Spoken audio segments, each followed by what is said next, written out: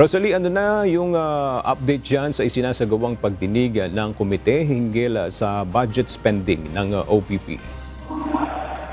Aga nagpapatuloy ang ikalawang pagdinig ng Good Government and Public Accountability Committee dito sa Kamara kaugnay ng paggastos ng pondo ng tanggapan ni Vice President Sara Duterte sa mga nakalipas na taon. Bukod dito ay kabilang na rin sa agenda yung motu proprio inquiry sa umano'y pagpalya ng Department of Education o DepEd na makapag-deliver ng computer units na may good condition sa end users. Gayon din ang iba pang mga isyong may kaugnayan sa budget utilization ng kagawaran sa ilalim ng termino ni VP Duterte nang ito pa ang kalihim ng DepEd. Nagpaabot na nga ng abiso sa pamamagitan ng isang liham si VP Duterte sa House panel na hindi ito makakadalo sa pagdinig.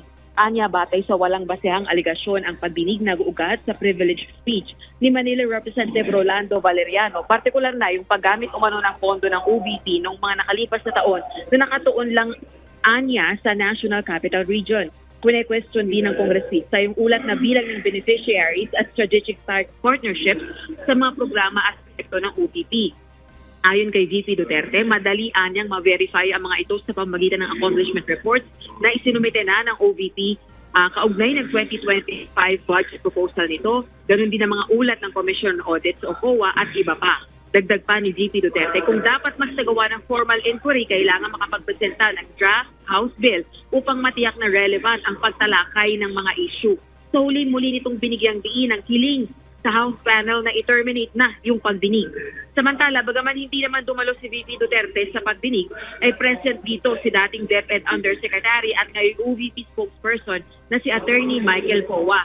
Gayunman, nag-appear ito bilang dating opisyal ng DepEd at hindi bilang tagapagsalita ng OVP sa pagdinig. Ibig sabihin, wala siyang authorization mula kay Vice President Duterte. Binigyan din itong noong Agosto lang siya nakapasok sa OVP bilang consultant. Sa ngayon, patuloy ang pagtalakay ng House Committee sa paggamit ng OVP ng 2022 confidential funds kung saan may puna o findings ang COA.